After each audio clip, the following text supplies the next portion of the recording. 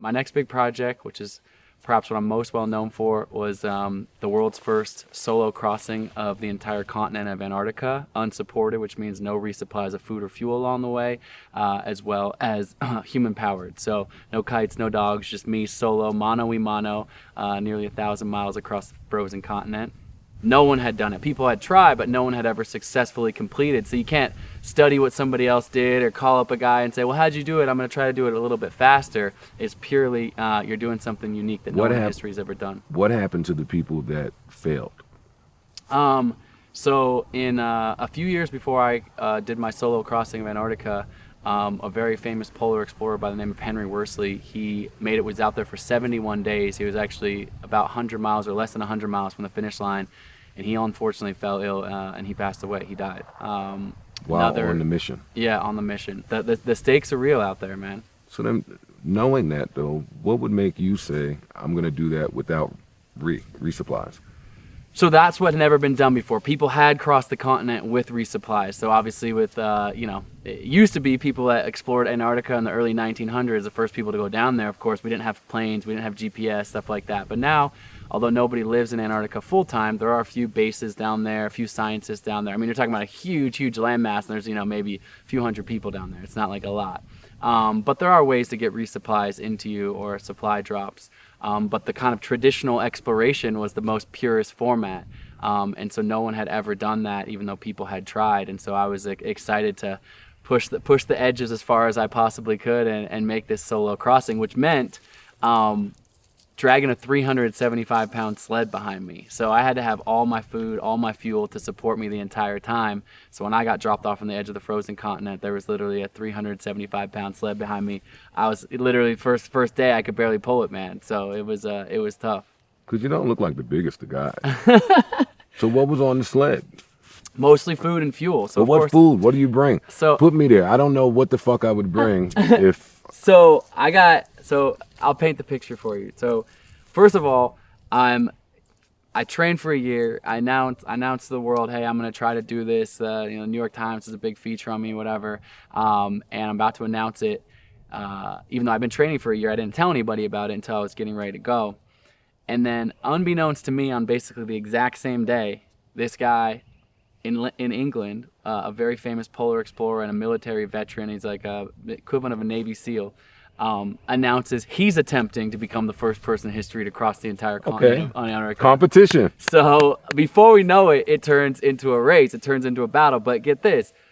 There's like one guy in Antarctica with a plane that can take you and fly you to the edge where you need to get dropped off. So of course, we both had called that guy and set up our logistics. So before we know it, we think we're racing history. We find ourselves, me and this guy's named Captain Lou, we find ourselves sitting shoulder to shoulder in a tiny little cargo plane getting flown to the edge of Antarctica to not only try to become the first, but now in a head-to-head battle with this badass British military dude.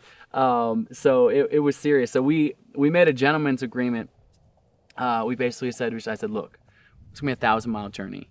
It's going to be tough. We know the stakes. We know someone's died out here doing this. How about we don't get dropped off right next to each other? Like, that's a lot, like, hey. So I said, let's start a mile apart from each other. Equidistant to the first waypoint, but a mile apart from each other. So this cargo plane flies, drops us off. I jump out of the plane, take down my 375-pound sled. We'll get to what's in there in a second. And then the plane doesn't even take off. It just drives. It just drives a few minutes across, and then he hops out of the plane. There's not like a sky cam watching y'all the entire time. No. I would have been trying to sabotage this guy. That would have been the biggest distraction for me. Well, trust me, it was in my head. He's very, very intimidating guy. Just real serious. And so I start pulling my sled, or trying to. And I can only get it about 10 feet at a time. I mean, I literally I knew the first day was going to be hard because my sled's going to get a little bit lighter as I eat my food, a couple pounds every single day.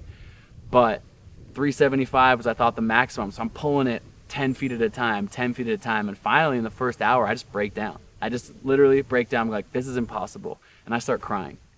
But Antarctica doesn't care if you cry because it's minus 30 degrees outside. So you start crying, what happens? You got tears frozen to your face. Which is like an all-time most pathetic feeling. But you're stopping to cry. Like, I'm literally like, because I can't, the point is you got to keep moving, like constant. It's the only way to stay warm, but the sled is so heavy that I just can barely move it.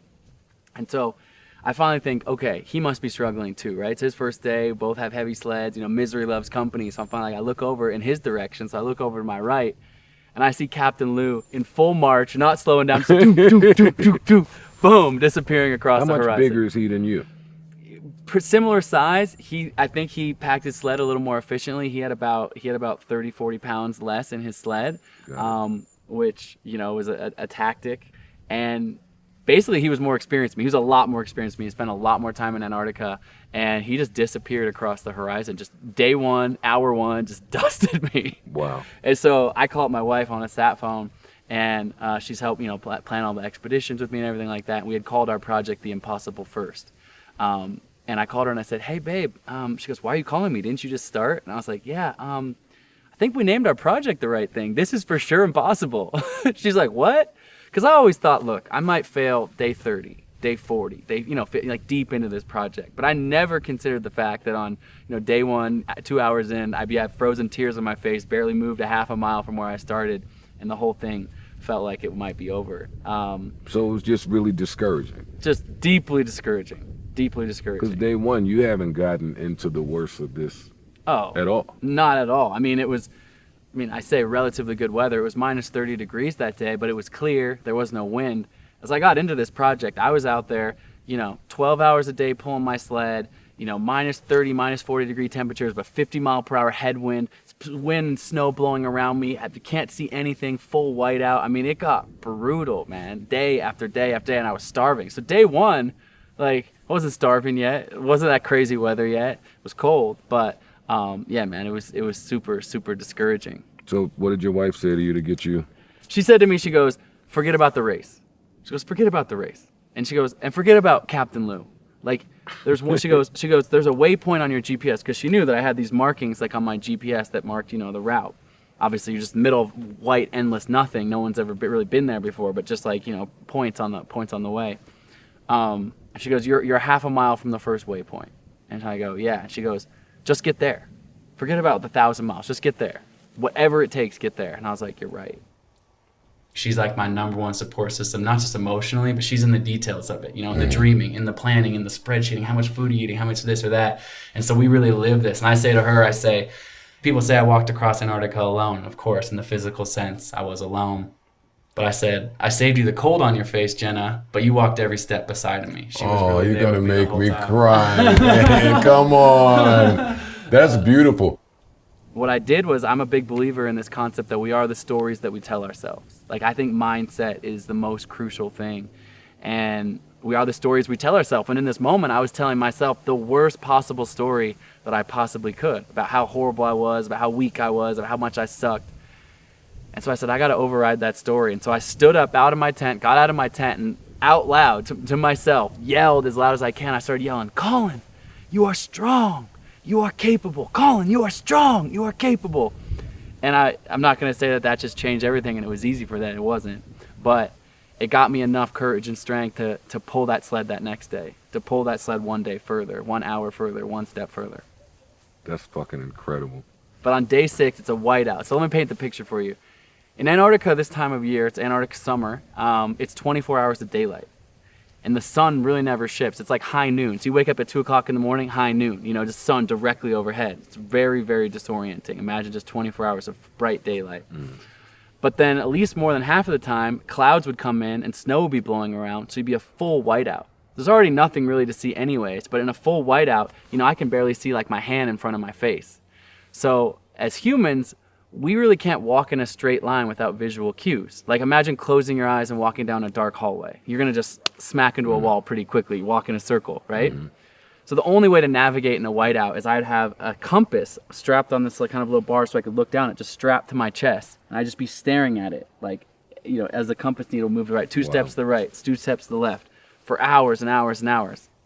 I get inside my tent that night and I have this sat phone call with my wife. To be clear, a sat phone call is not like talking on your iPhone, chatting back and forth. It's grainy and crackled and it's delayed, but just enough to be I'm alive, you know?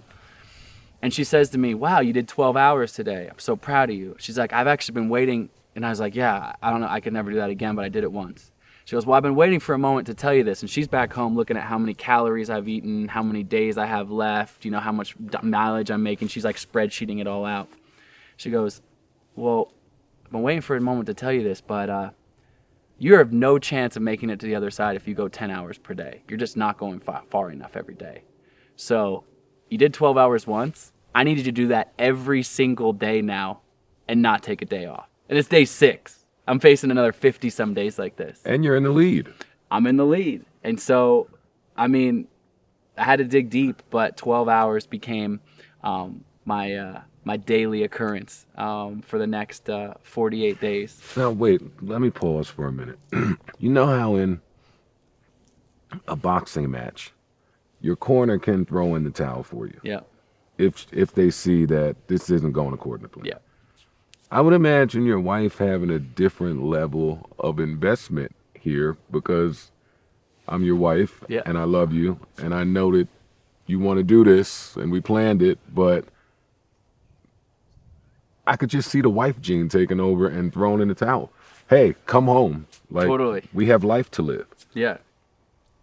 Your wife is awesome. Yeah, she's cool. Adventure seems so understated for what you do. It's something. But I think more than anything, man, I'm exploring the outer world, but I'm sure we'll talk about this more, but I think it's more a deep cut in the internal journey, What's like retirement age? Like, because you can't be 50 doing this shit, right? I mean, for me, it's not necessarily always about I have 10 world records. I'm proud of that. I think I'll have some other expeditions, that I'm dreaming up on the horizon, but I don't have that need inside of me to be like, it's not always like, what's the next craziest, the next biggest? It's like what speaks to my heart, Day 40, I'm walking around out there. I haven't seen a single person since day 6. Haven't talked to anyone other than like few minutes on a sat phone to my wife. I start thinking in my head, I go, is Lou real? Like, is there a guy out here? I can't, I'm literally... Because maybe you're delusional. It's amazing, I'm just completely delusional. So I call my wife that night at 7, and I was like, I got a serious question for you. After thinking about it all day, I got a serious question for you. And I was like, I'm okay with either answer, but I just need to know the truth. Is there some British Navy SEAL dude out here, or did I make that up? She's like, what? And I go, is Lou real? And she's like, yep, Colin, Lou is real. And I was like, okay, good, that's good to know. I was like, I thought maybe I made him up, and I was like, and I kind of didn't matter either way. Either there is a dude out here, and it's inspiring me to push as hard as I can, or my imagination is amazing, and I created this dude, and it's still inspiring me to push as hard as I possibly can. But that was the moment, she'll tell you that, where she was like, is this the moment that I gotta, rein it in here? Has he completely lost his mind? Wait, so now you mind fucked me. Is Captain Lee? Yes, he's okay. real. He's real. All right, yes, he's real. But Good. she met him. She met him when we were leaving for Antarctica. So she was like, yeah, I saw him. I met him. He's a real dude out there. Okay, I didn't know if we were having a Shutter Island moment. Yeah, no, but I was. How far ahead did you finish in front of Captain Lou? So I ended up being ahead of him by about 2.5, 3 days. And we kicked his ass. And on the very fucking kicked his ass, buddy. And on the very end, I was pretty much out of food, and I was having a really hard time. But as my body started breaking down more and more, my mind got sharper. My mind actually got sharper and sharper. And so I found these places in my mind of just this inner strength, this really, really deep, what I call a flow state, where I could just be out there for hour after hour after hour pushing.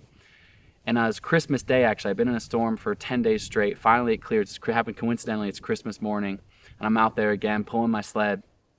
And I tap into this deep flow state in my mind. And all of a sudden, it's like this timeless space, but I feel so strong.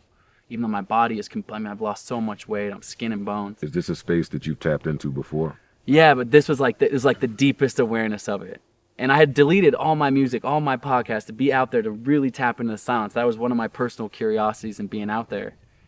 And I tap in this time, and I realize I'm just locked in. And I think to myself, okay, how far away am I from the finish? And I look down at my GPS, 77 miles. It started out as almost 1,000 miles, only 77 miles to go. My average, and I start doing math, what's my average? Well, at this point, my average had been 15, 20 miles a day, so 77 miles, maybe that's 4 really big days to get to the end. I go, 4 days. Well, how many hours is that? It's like, okay, that's 40 some hours, okay.